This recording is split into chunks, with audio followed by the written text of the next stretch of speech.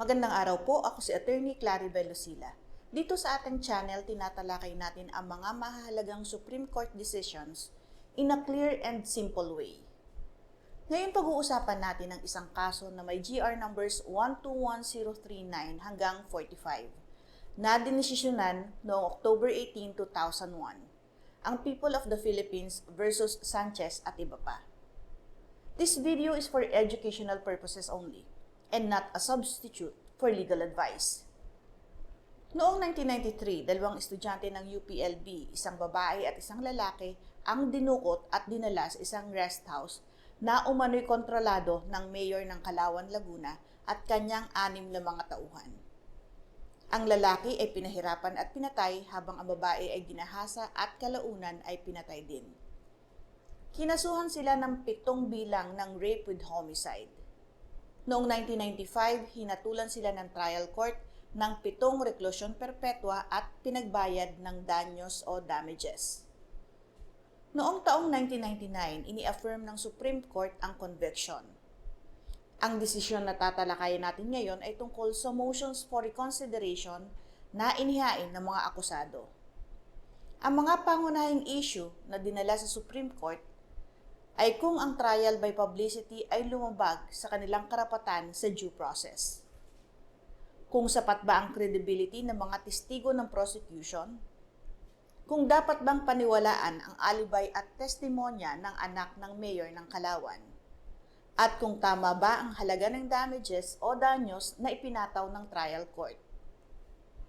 Sa usaping trial by publicity, sabi ng Supreme Court, hindi otomatikong nagiging unfair ang trial kahit maraming media coverage.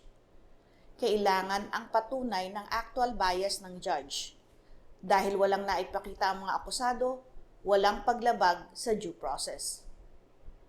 Tungkol naman sa credibility ng witnesses, binibigyang bigat ng Korte Suprema ang findings ng trial court dahil sila ang nakakita at nakarinig mismo sa mga testigo. Ang maliit na pagkakaiba o inconsistency sa testimonya ay hindi nakakasira kung consistent sila sa mga mahalagang detalye sa kasong ito. Sa tanong tungkol sa importansya ng alibay, mahina po ang depensang alibay. Kapag may positibong pagkakakilanlan, mas pinaniniwalaan ito kaysa alibay. Hindi sapat ang testimonya ng anak ng mayor para ibasura ang conviction nito. Pero tama ba ang ini-award na damages sa mga legal heirs ng dalawang biktima? Pinagtibay ng Korte Suprema ang civil indemnity at moral damages. May modifications na ginawad ang Korte Suprema na halaga ayon sa batas at sa umiiral na jurisprudence. Ang final disposition, tinanggihan ng Korte Suprema ang motions for reconsideration.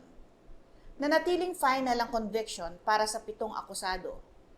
Ito ay 7 reklusyon perpetua para sa bawat isa sa kanila. Ang trial by publicity ay hindi violation ng due process kung walang proof ng actual bias ng korte. The findings of trial court on credibility of witnesses ay mataas ang respeto at bihira itong i-overturn. Ang alibay naman ay mahina bilang depensa kapag may positive identification. Sa damages in rape with homicide, kinawadan ng Korte Suprema ng civil indemnity at moral damages ng naaayon sa batas. Mahigit tig 3 milyong piso para sa legal heirs ng 2 biktima. Pinapakita ng kasong ito ang balanse ng press freedom at karapatan sa fair trial. Inulit din ng Korte Suprema ang mahalagang prinsipyo sa alibay, witness credibility, at awarding of damages. Para sa mga law students, ito ay magandang halimbawa ng criminal law at remedial law doctrines in practice. Kung may natutunan kayo, please like, share, and subscribe para updated kayo sa ibang case digest. Comment din kung anong kaso ang gusto nyong i-feature natin sa susunod na video. Patuloy po kayong manood, magtanong at matuto ng tungkol sa batas. Magandang araw po, ako si Attorney Claribel Lucila.